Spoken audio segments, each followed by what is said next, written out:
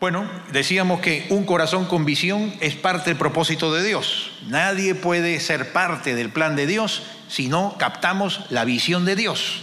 Y el gran problema es que necesitamos tener una visión de Dios para nuestra vida, pero muchas veces vivimos en un mundo y una sociedad en donde nos venden falsas visiones. Nos están vendiendo una falsa visión de la vida.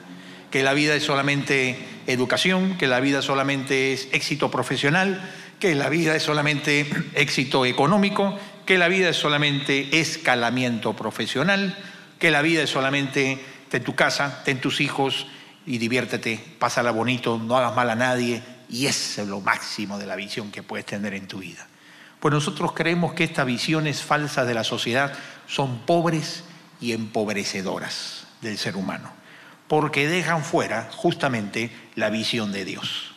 Una visión la cual significa conocer al Señor y darlo a conocer a otros es parte sustantiva de esta visión que viene de Dios. Y una visión de Dios que no se hace solo religiosa y para la sección religiosa y el resto queda fuera sin ser tocado y transformado por esta visión, sino una visión que es integradora, una visión que más bien todo lo fragmentario de nuestra vida lo une a través de un hilo invisible de la fe y le dan un solo propósito, un solo sentido que le da una tremenda fuerza y un sentido de propósito a nuestras vidas. Sin esta visión de Dios nos sentiremos confundidos y nos dejaremos atrapar por las falsas visiones de la sociedad posmoderna en la que estamos. Por eso es importante recobrar, reanimar y siempre reafirmar la visión de Dios. Por eso esta mañana queremos captar y recordar esta visión de Dios que Dios nos da para participar de lo que Él está haciendo en el mundo. Y vamos a hacerlo mirando el libro de Esdras. El libro de Esdras es un libro muy interesante en la Biblia que muchas veces no prestamos tanta atención. El libro de Esdras se encuentra después de los libros históricos, es decir, después de Segunda de Crónicas, capítulo 36. Ahí arranca Esdras capítulo 1 y vienen dos libros históricos nuevos que tratan del mismo tema, que son el libro de Esdras y el libro de Nehemías. Esdras y Nehemías, recuerden siempre al leer la Biblia, están hermanados. ¿Por qué? Porque los dos libros hablan del mismo suceso a lo largo de la historia, y es la etapa en la cual Dios, después de haber mandado a Babilonia a Israel, 70 años después, los comienza a traer de regreso a Jerusalén. Y entonces los trae a través de 3 líderes en 3 oleadas distintas, con distintos millares de número de personas en cada una de ellas, y entre esas 3 oleadas pasan hasta 60 u 80 años de distancia entre una y otra oleada. La primera gran oleada bajo el rey de Ciro es Zorobabel. Zorobabel, el líder descendiente del linaje del rey David, que Dios lo levanta y lo manda a Jerusalén de vuelta con un grupo de millares y reconstruyen el templo de Jerusalén, que había sido quemado e incendiado después de 70 años. Segunda oleada, 60 años después de Zorobabel, Esdras. Zorobabel y Esdras se mencionan en el libro de Esdras. Y la tercera oleada es Nehemías, que se menciona en el libro de Nehemías. Así que en el libro de Esdras y Nehemías se mencionan las 3 oleadas. Las 2 primeras mencionadas en el libro de Esdras, Zorobabel y Esdras. Y en el libro de Nehemías, la de Nehemías mismo. ¿Cuál es la función de Esdras? Zorobabel fue usado para reconstruir el templo, pero 80 años después de esa reconstrucción, el pueblo había perdido la visión. Había perdido la visión espiritual. Se habían comenzado a construir casas. Dios le manda a Ageo diciéndoles: vosotros construís sus casas artesonadas, mi casa está vacía, no había sacrificios espirituales. Habían abandonado las cosas de Dios, se los había tragado la falsa visión del mundo contemporáneo de entonces. Cada generación peleamos con mantener la visión de Dios de la vida y no dejarnos atrapar por las falsas visiones del mundo contemporáneo. Bueno, eso le pasaba en el tiempo de Esdras. Dios lo manda a Esdras para hacer una reforma espiritual y recuperar la visión de Dios para el pueblo de Dios, para recordarles para qué Dios los había sacado de Babilonia y los había traído de vuelta a Israel. Y la tercera oleada de Nehemías es para reconstruir las murallas de la ciudad de Jerusalén que todavía no habían sido construidas. Así que Esdras es un libro que trata un tema que tiene que ver con el tema de esta mañana, es recuperando la visión.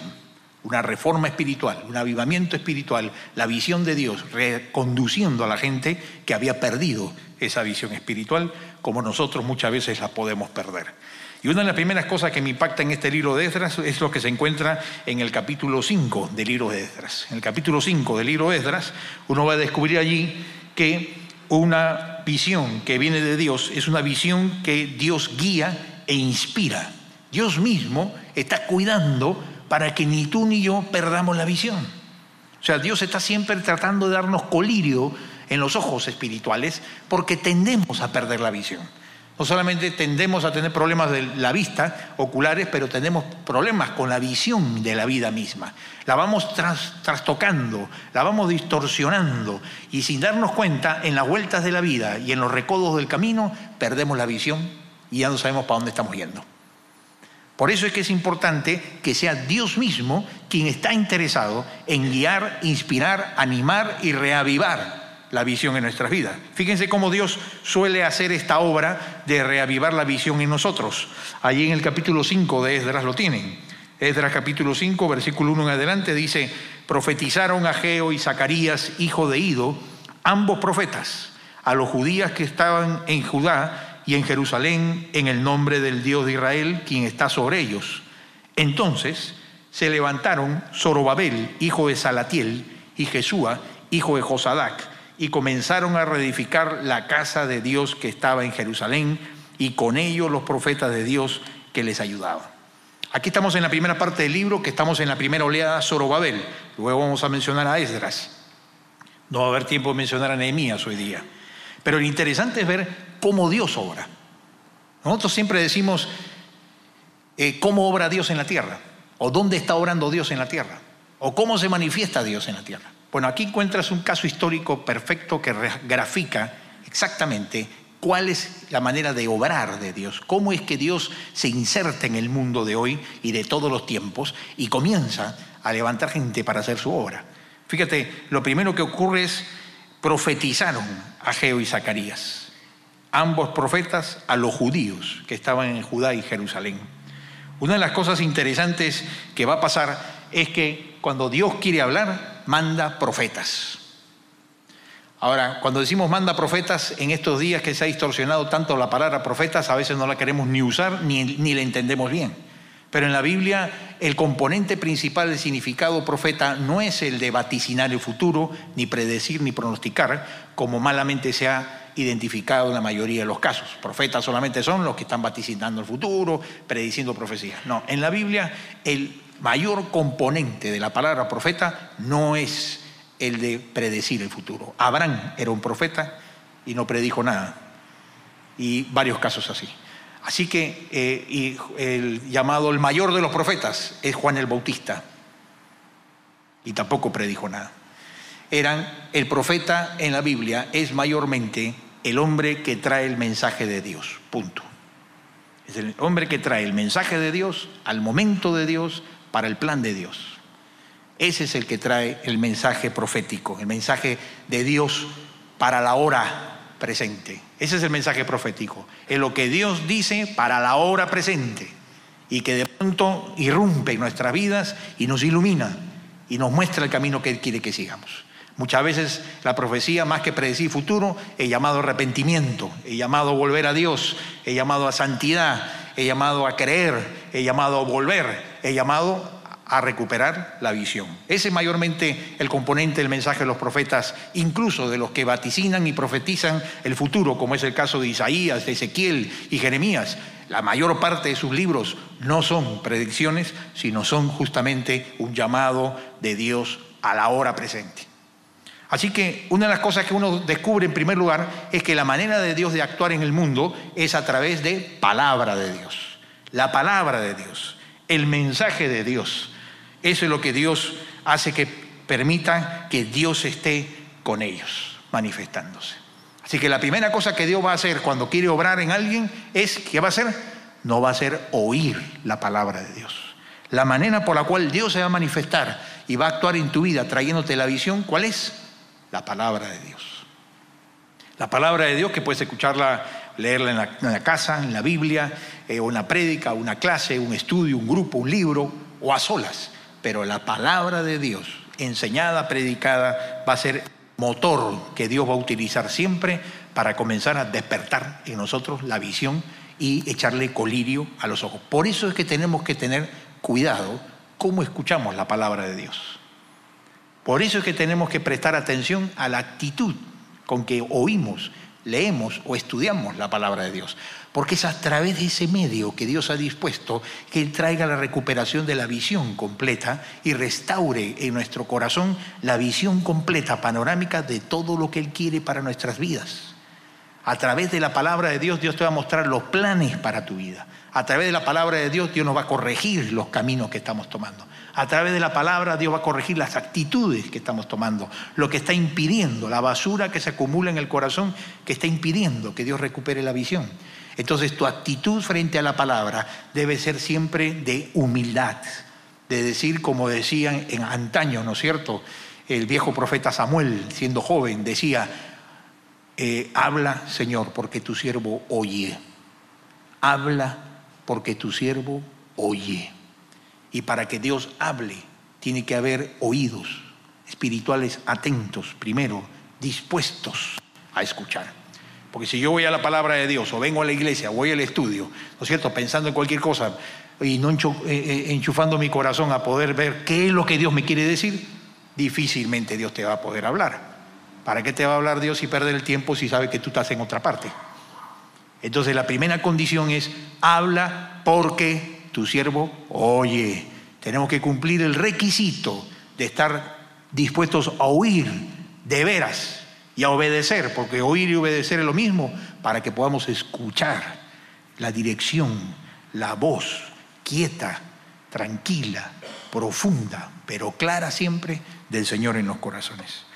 Y entonces una de las cosas interesantes es que cuando Dios le habló al pueblo, le dijo: reconstruyan el templo de Jerusalén, que faltaba reconstruirlo. Todo inicia con la palabra. Y es interesante que en ese momento comenzó a haber oposición. Y llegó gente, dice ahí en el libro de Esdras, que comenzó a decirle: ¿y ustedes con qué autoridad hacen esto? ¿Y quién les ha mandado hacer esto? ¿Y de dónde sacan ustedes recursos para esto? Dame tu permiso. ¿No? Parecía el Perú, ¿no?, lleno de burocracia. Y saca tus papeles, y saca tus documentos. Igualito. Y entonces trataron de cuestionar y dividir el esfuerzo, dice el libro de Esdras.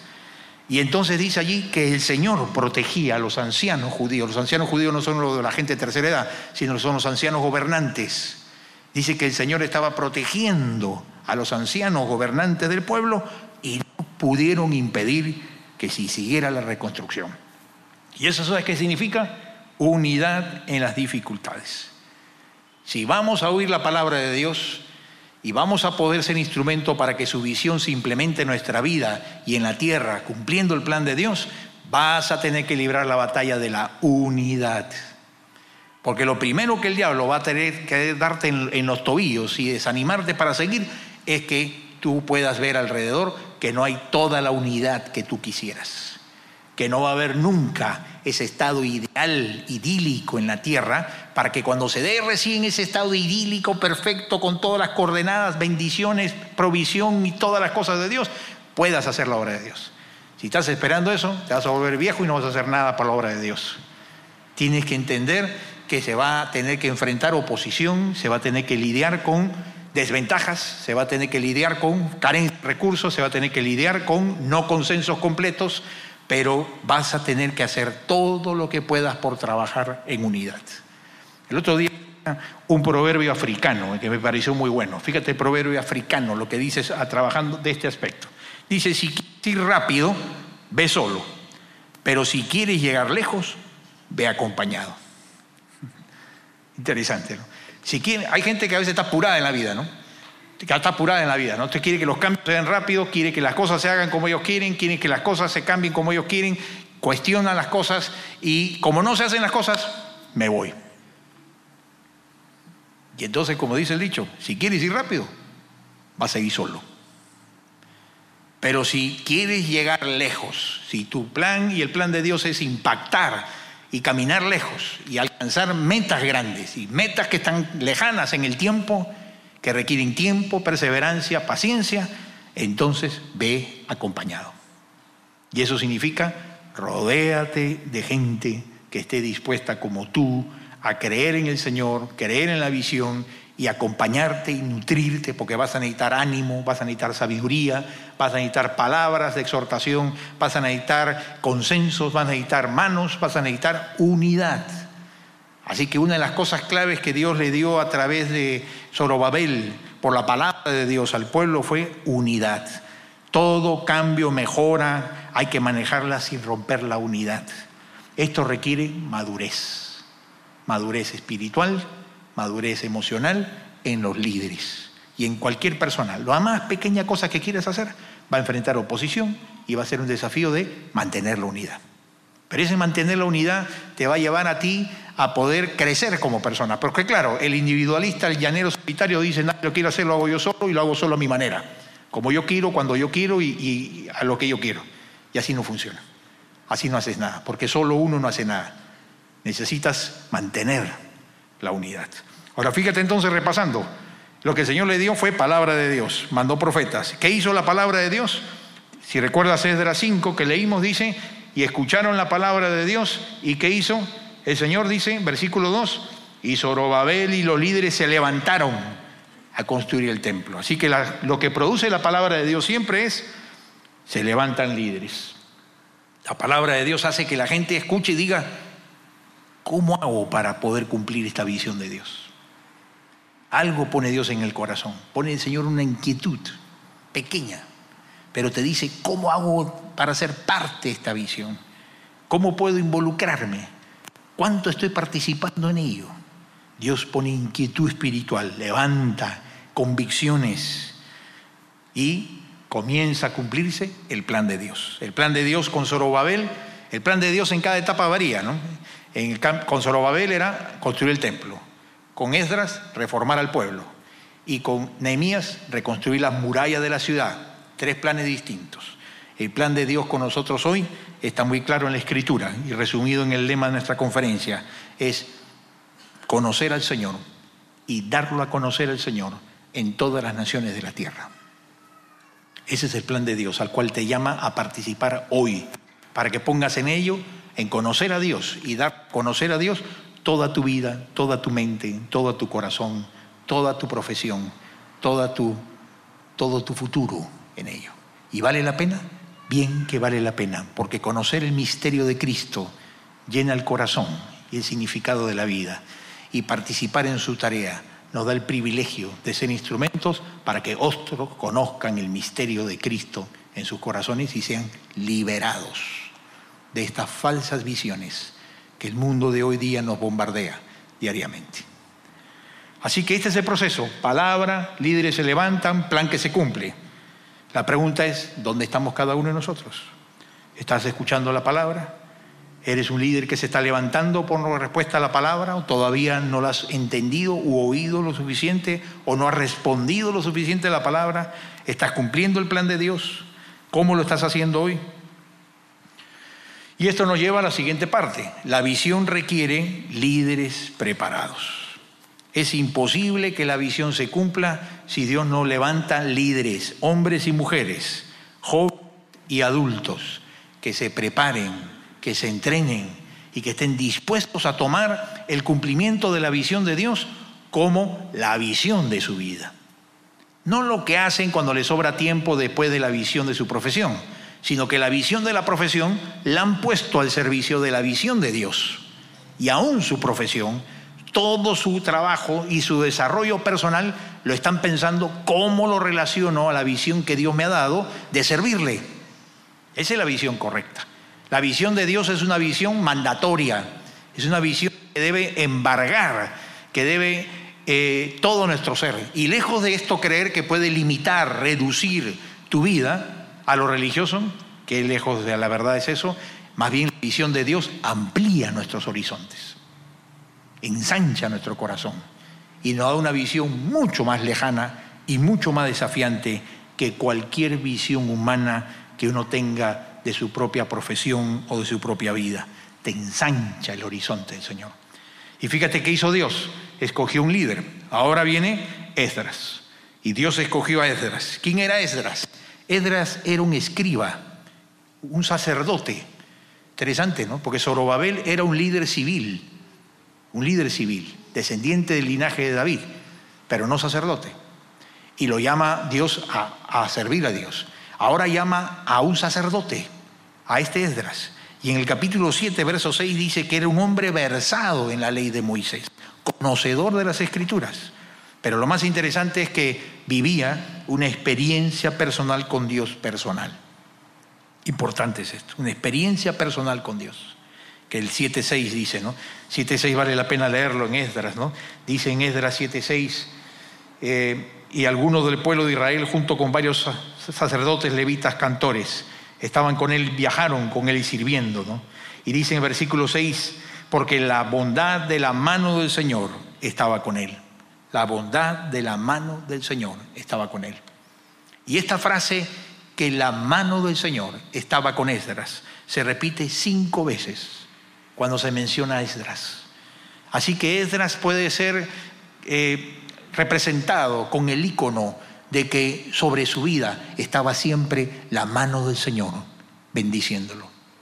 Y esa mano de Dios representa la mano de la protección de Dios, guardándolo de cosas contrarias a Él y que interrumpan el plan de Dios.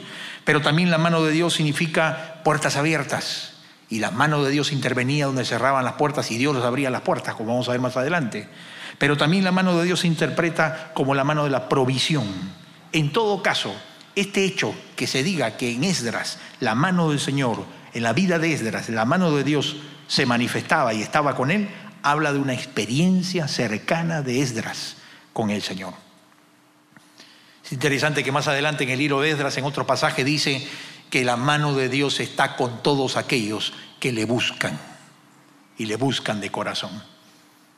Y yo me pregunto, ¿la mano de Dios está sobre nuestras vidas? ¿Podríamos decir esta mañana que la mano de Dios está sobre ti? ¿Que realmente percibes que la mano del Señor se ha extendido, su mano de misericordia, su mano de bendición, manifestando sobre tu vida? Pues eso es lo que tenía como característica principal Esdras como líder espiritual. No era alguien solamente que conocía la palabra de Dios intelectualmente, académicamente, pero vivía una búsqueda de Dios personal de manera tal que Dios manifestaba su mano sobre él de manera especial. Y yo creo que todos los cristianos somos llamados y desafiados a buscar esta experiencia que tuvo Esdras, que estemos viviendo tan cercanamente a Dios, que no nos contentemos solamente con hacer lo correcto y no hacer lo incorrecto, no contentarnos solamente con servir a Dios y no de estar sin servirle a Él, pero que estemos buscando que la mano de Dios personalmente se manifieste, actúe, transforme y nos bendiga a cada uno de nosotros. Eso es lo que debemos anhelar todos nosotros. Es una vivencia personal espiritual con Dios, en la que le conocemos al Señor, su amor y su poder de manera especial. Y yo creo que aquí todos nosotros somos retados a ser este líder como Esdras, ese líder en el cual realmente la mano del Señor se manifestaba de manera particular. Y necesitamos nosotros ver la mano de Dios. ¿Ves la mano de Dios en tu vida? Y si no la ves, ¿no será porque no estás buscándolo al Señor como debes buscarlo? ¿No estás pidiéndole al Señor? Señor, te ruego que como Esdras manifiestes tú, intervengas tú con la mano poderosa de Dios y abras puertas, cambies, actúes, enciendas mi corazón o el de mis hijos como yo quiero. Otra característica de Esdras como líder que nos pone el modelo de la clase de líderes que Dios utiliza, que debemos ser nosotros para que Dios nos utilice, es que él tenía un corazón dispuesto para investigar la palabra de Dios. No para leerla, no para conocerla. Mira que utiliza la palabra investigar. Interesante es el versículo. Este es uno de los versículos favoritos para mí en la Biblia.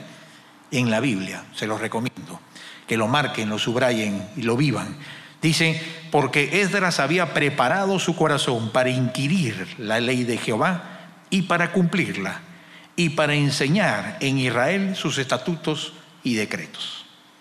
Mucha gente quiere servir a Dios y no nos preparamos para servir a Dios. Y para servir a Dios hay que prepararse, tanto o más que como para cualquier responsabilidad humana en la tierra.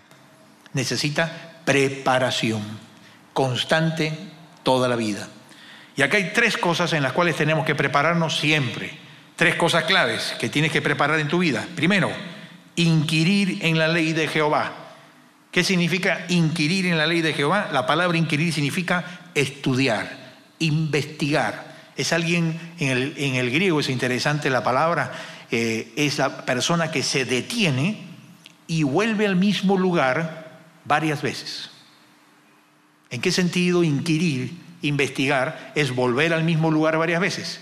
Que cuando tú estás estudiando, investigando algo, si alguna vez lo has hecho, y tratando de entender, vas a ver que tienes que volver y volver y volver al mismo lugar, al mismo concepto, al mismo pasaje, al mismo pensamiento, a la misma idea, darle vueltas y vueltas y vueltas hasta que vas captando más profundamente su significado y su valor para nosotros. Eso es inquirir, es no pasar rápido, sino detenerte. Y algo que necesitamos aprender a hacer en este mundo apurado es detenernos frente a la palabra de Dios. Si quieres prepararte, que Dios te utilice y su mano se manifieste, no te contentes con leer la palabra, no te contentes con oír la palabra, no te contentes con entender la palabra. Detente frente a la palabra y vuelve al mismo lugar varias veces. ¿Qué me ha querido decir el Señor aquí? Ya que ayudan las preguntas. ¿Qué quiere decir Dios con esto? ¿Qué me ha querido decir con este principio? ¿Qué significa esto? ¿Dónde otra parte en la Biblia lo dice? Hoy día, ¿cómo se aplica esto?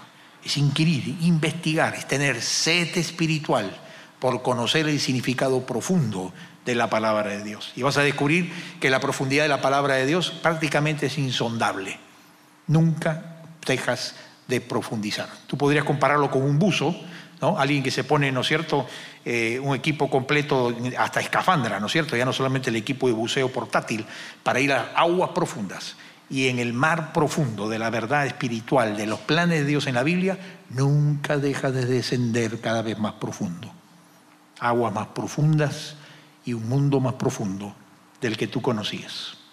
Ese es hambre y sed de la palabra de Dios, de investigar las Escrituras, de escudriñar las Escrituras, de poder indagar en ellas profundamente. Es lo primero que dice. ¿Por qué? ¿Por qué la primera condición del líder? Porque hay que conocer los planes de Dios, hay que conocer la mente de Dios, hay que conocer el corazón de Dios para servir a Dios. ¿Y cómo se conoce todo eso? Estudiando la palabra, deteniéndote ante el texto sagrado el tiempo suficiente y las veces que sean necesarias, volviendo siempre al mismo lugar. Ese es lo primero. Lo segundo, cumplir la palabra de Dios, es decir, obedecerla. Es decir, que el que estudia la palabra tiene que saber que esto va a significar que van a haber demandas de Dios en nuestra vida. Y Dios te va a estar hablando acerca de amar, y cierras la Biblia y te encuentras con que alguien te está haciendo algo que no te gusta. Y tienes que practicar, aprender a amar. Y cuando la palabra de Dios te habla de perdonar, te encuentras con que tienes que perdonar algo que de pronto no te ha agradado, pero tienes que perdonar. Y entonces viene la parte difícil, importantísima, de aplicar la palabra y obedecer la palabra de Dios a todo costo. ¿Quieres que Dios te utilice? Obedece la palabra de Dios en tu vida personal. Ahí comienza la preparación para el servicio a Dios. En la medida en que vas obedeciendo, vas siendo transformado, vas siendo restaurado, vas siendo hecho a la imagen de Dios, Dios puede manifestarse más en tu vida y vas a ser de bendición a los demás. En la medida en que la palabra de Dios entra por una oreja y sale por la otra y no somos transformados y santificados, entonces Dios no puede utilizarnos para bendecir a otros, por más que estemos entrenados en consejería, entrenados en predicación o entrenados en liderazgo. Porque la obra no la hace la fuerza de la carne ni los programas, sino el Espíritu morando en el corazón de alguien que se sujeta al Espíritu de Dios. Punto. El resto, programa, metodología y lo demás, no es lo que Dios usa. Dios usa un corazón obediente y limpio en su obediencia. Entonces, segundo, obedece. Primero, estudia. Segundo, obedece. Y tercero, enseña. Es decir, que si quieres servir a Dios, tienes que tomar el compromiso de prepararte para enseñar la palabra de Dios. Porque ya hemos visto que todo el pueblo de Dios, todo el plan de Dios, inicia ¿dónde? En la palabra de Dios, en lo que profetizaron. ¿No es cierto? ¿Se acuerdan que dijimos? Están las líneas ahí. En la palabra, los líderes, el plan. Si no hay quien enseñe la palabra, no hay líderes que se levanten ni plan que se ejecute. Entonces, ¿dónde empieza todo? Preparémonos en enseñar la palabra. ¿Y cómo nos preparamos para enseñar la palabra? Estúdiala, vívela y comprométete a enseñarla. Y entonces comienza a ver lo siguiente, una visión de Dios en la que Dios abre puertas. Cuando Dios ve que hay un Esdras en tu vida, un corazón que se preparó, que estuvo dispuesto a estudiar la palabra, a detenerse, a obedecerla y a enseñarla, Dios comienza a abrir puertas. Dice, a este sí le podemos dar bendición, mi mano manifestarla, porque no la va a malograr, no la va a embarrar, sino que Dios va a obrar. Y entonces Dios comienza a mirarte a ti como instrumento de Dios para su obra.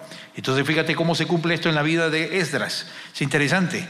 Los enemigos del pueblo de Israel se quejaron contra las autoridades allá en Persia, con el rey Darío, y mandaron cartas diciendo, estos judíos revoltosos han vuelto a construir la ciudad, consulten ustedes en los palacios y en los anaqueles de la historia del reinado persa, y van a descubrir que los judíos eran siempre revoltosos. ¿Y habían sido revoltosos o no? Sí, siempre habían sido revoltosos los judíos. Pero los judíos mandaron otra carta. Buenos judíos eran. Mandaron otra carta y dijeron, rey, busque usted en los anales de la historia cómo es que el rey persa Ciro nos dio permiso para venir acá. Y estamos actuando bajo las órdenes de aquel rey Ciro. Y entonces el rey Darío dio la orden de buscar en el Palacio de los Archivos. Imagínate cómo tendrían esto tan mejor que nosotros en el Perú, que el Archivo General de la Nación se cae en pedazos. Allá había un palacio de los archivos. Y en la ciudad de Acmeta, que es la Ecbatana actual, a 480 kilómetros del actual Bagdad, en el actual Irak, donde se encuentran las ruinas de esta ciudad, Ecbatana, en Irak. En el antiguo reino persa, allí encontraron en el palacio aquí en el Perú no hubiera encontrado nada, pero era milagroso que encontraron allá algo en el palacio persa, y encontraron la carta del edicto escrito y firmado por puño del rey Ciro de Persia, dando orden que vayan los judíos y reconstruyan su templo, y que no solamente le den la orden de reconstruirlo, sino que le den el apoyo económico necesario para que lo hagan. Así que consiguieron la carta y mandaron la respuesta, y le dijeron a los opositores, no es así. Hay un edicto imperial dado por Ciro y continúen la construcción de la casa de Dios. ¿Qué es lo que vemos en este hecho histórico que es importante para nosotros y por qué está escrito en la Biblia? Porque nos recuerda algo, que Esdras, con todo lo que él tenía en su corazón, era solo un instrumento de Dios. Y el que estaba en control de todas las cosas, por encima de todos, era Dios mismo. Y Dios, en control de todo, mandó usar al rey Darío que busque en el Palacio de los Archivos, encuentren la carta. ¿Te imaginas una carta escrita hace décadas, tal vez hacía 80 años? Pero como eran ordenaditos, menos mal, encontraron la carta y con eso abrió la puerta a Dios. ¿Qué aprendemos con esto? Tenemos que confiar que Dios controla todo. Él es soberano hasta de los archivos de un imperio pagano como era Persia. Y Dios usó al rey Darío para poder cumplir su propósito en la tierra, y a través de Darío proveyó el apoyo político, espiritual y material para cumplir la obra de reconstruir el palacio, el templo de Dios en Jerusalén. ¿Qué significa esto? Dios está en control. Y si Dios quiere hacer algo, Dios lo va a hacer. ¿Qué es lo que necesita? Esdras y Zorobabel en el camino. La fe de creer que Dios va a abrir las puertas para hacer lo que Él quiere hacer. Y la obra misionera depende de que Dios abra puertas. Y en nuestra iglesia en Monterrico, Dios ha abierto puertas para nuestra iglesia, indudablemente, porque estas cosas no las podemos controlar nosotros. Y vamos a descubrir que la iglesia, estamos frente a un desafío de misiones tremendo, que significa la visión de Dios para Monterrico. Por ejemplo, ¿cuántos saben que estamos apoyando a misioneros nacionales? Abilio Roque en Tarma, pastor en Tarma y La Merced, director del Centro de Atención Infantil, donde vamos apoyando la iglesia a través de un grupo de hermanos cada año. Aurora Guillén, parte del cuerpo pastoral, se encarga de enseñar en seminarios teológicos a nivel de Perú. Apoyamos a los pastores en Quillabamba y a los pastores Smith en jubilación activa. Pero también estamos dando módulos a pastores en América Central y Caribe. Y estamos allí en estos países haciendo trabajo de enseñanza, los pastores de Monterrico. Este año estuvo el pastor Wong y ahora dentro de poco va el pastor Pérez Roca. Todos hemos estado pasando por allí. En Cuba solamente hay 50 iglesias de la Alianza a las que estamos apoyando en esta tarea. Somos una de las iglesias ayudando a sostenerlos. Y esto significa que hay personas y pastores que están recibiendo ayuda y capacitación a través de la iglesia de Monterrico, de todos nosotros. También los misioneros que estamos sosteniendo en Centroamérica. Tenemos a Mario Barbosa, presidente de la Alianza en Costa Rica, 25 pastores en Cuba y en Panamá. En septiembre empezamos la obra Panamá el Encuentro con Dios. Hemos orado 3 años y medio por este proyecto, ¿sabes? No encontramos un misionero. Por toda América Latina íbamos anunciando, oremos por un misionero que tenga en su corazón decir, Dios me ha llamado a Panamá. Y nanay, no había nada. Silencio. Apareció por ahí un candidato, se le invitó, hizo un mes de oración, dijo, Señor me ha dicho que no es el tiempo. Así que nos pusimos en oración, como todas las cosas. Dijimos, Señor, si es tu voluntad, dinos todo. Llegó el presidente de la Alianza República Dominicana a un congreso misionero en Quito el año pasado y me dijo, Pastor Javier, ya tengo la pareja de misioneros para Panamá. Así le dije, ¿quiénes son? Son fulano y fulano de República Dominicana. Ellos están orando, han venido a decirme, Dios me ha llamado a la obra misionera y no sé a qué país es. Y yo creo que es para Panamá. Entonces les escribí un correo, Miguel e Ingrid Grasals. Ahí están, acá abajo a la derecha. Morena vida, felices, contentos ellos sirviendo al Señor. Parecen de la rica Vicky que de República Dominicana. Estos simpáticos hermanos son pastores graduados del seminario teológico, siervos de Dios, y trabajan en una iglesia urbana en Santo Domingo, República Dominicana. Y además, ellos son supervisores de alma, de encuentros matrimoniales. Increíble. Así que están pintados para la tarea. Y me dijeron, pastor, lo primero que vamos a hacer en Panamá es encuentro matrimonial. Así que prepárense. Pero lo cierto es que esta persona vino y nos dijo, el Señor nos ha llamado a Panamá, pastor. Hemos escuchado el desafío, hemos entendido el llamado y hemos renunciado a nuestro trabajo los dos. Los dos son profesionales y pastores a la vez. Y hemos dicho, Señor, estamos dispuestos a ir.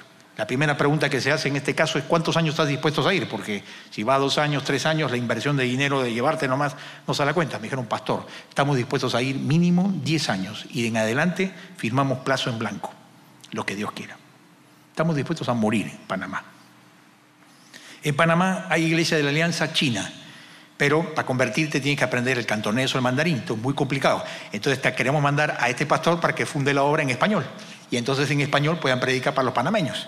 Así que oremos, porque además se nos ha pedido que Monterrico seamos la iglesia coordinadora de este proyecto misionero desde septiembre.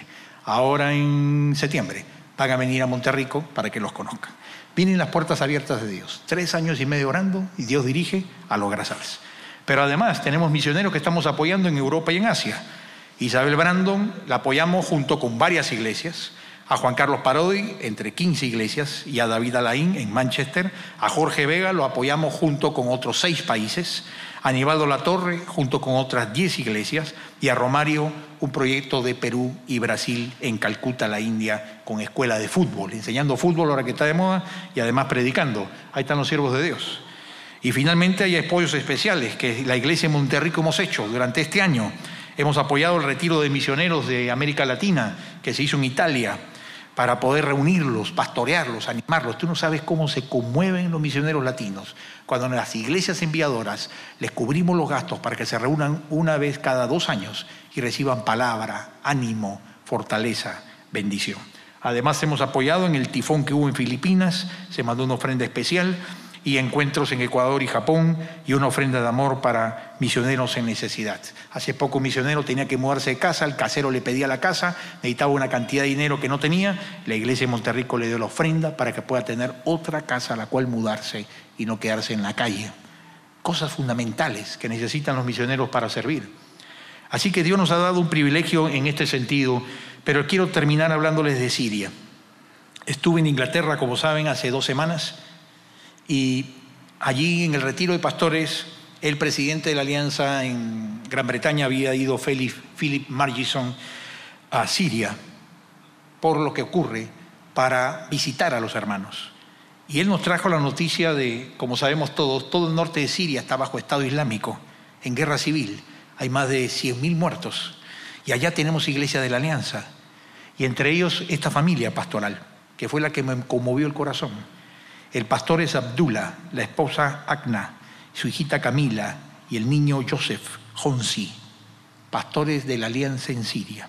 Y lo que nos contaron fue tremendo, porque nos contaban de que los bombardeos a las afueras de la ciudad donde ellos ministran es tan grande que la niña Camila se le han roto los tímpanos y que ellos han decidido no intentar curarla, porque ahora que no oye, duerme bien. Porque el trauma de toda la noche levantarse llorando no la permitía vivir en paz. Y su niño, Joseph, en las noches tiene ataques de pánico por el trauma de las bombas escuchándose a lo lejos. Esta es una familia pastoral. Ellos pudieron decidir irse hace tiempo. Nadie los obliga, nadie los retiene a la fuerza. Ellos decidieron quedarse porque entendieron que el llamado de Dios en esa hora era, en ese minuto, obedecer al Señor quedándose con la iglesia que está sufriendo lo mismo y no dejarlos sin cuidado pastoral, sin ánimo, sin manifestación de amor, sin asistencia personal. Y ellos están allí en Siria, manteniéndose en un lugar del que todos están yendo porque están queriendo cumplir el plan de Dios. La visión de Dios para su vida es una visión del amor de Dios, de sacrificio. La visión de Dios es una visión de entrega, es una visión de enseñar la palabra, pero además de consolar al que está pasando pruebas. ¿Cuántos de nosotros estaríamos dispuestos a hacer lo que están haciendo ellos? Según las falsas visiones del mundo de hoy. Esto se está hablando del impacto de una vida. Y es una cosa interesante, en la Biblia los líderes más efectivos no eran conscientes de la importancia de la obra que hacían influenciando a los demás. Es una característica típica, porque no están contando sus éxitos, están dedicados a que Dios los use. Este es el caso de estas personas. Yo creo que no se dan cuenta ellos el impacto que producen aún hasta en nuestras vidas, aquí en Monterrico, con la actitud que ellos están teniendo hoy, pastores de la Alianza en Siria. Y te voy a rogar que oremos por Abdullah, por Agna, por Camila y por Joseph Honsi, que es el apellido. Y te voy a pedir que oremos ahora, al terminar, y que Dios nos dé la visión que les ha dado a ellos, de estar dispuestos no a dar, no a hacer, sino a poner sus vidas por completo, a todo costo, sin importar el precio que pagar, aún con sus vidas, para servir al plan de Dios. La pregunta es, ¿tú estás dispuesto a servir al plan de Dios con esa disposición? Con esa misma disposición. Eso es lo que Dios nos demanda, que vivamos en esta visión de Dios. Así que te invito a que oremos para terminar y le pidamos al Señor nos ayude a cumplir la visión que Dios nos está dando a cada uno, y que seguramente hay un costo, hay un precio, pero que Dios te está dando porque Dios quiere usarte para algo más grande que la visión que tú tenías. Es para bendecir vidas, extender su reino, transformar familias, llegar con el Evangelio a gente que ni conoces, pero que Dios te quiere usar para bendición a través de la visión de Dios y las misiones. Padre Santo, realmente, Señor, nos conmueve el pensar en Abdullah, en Agna, en Camilita, en Joseph. Y desde aquí, Señor, queremos, sabiendo que tu palabra dice que donde están 2 o 3 reunidos en tu nombre, he aquí tú estás en medio de ellos. Señor, creyendo en tu palabra, te pedimos que tú que estás aquí en medio nuestro, Señor Jesucristo, tú mismo que eres príncipe de los pastores, eres Señor de la iglesia y eres al mismo tiempo buen pastor que cuida las ovejas.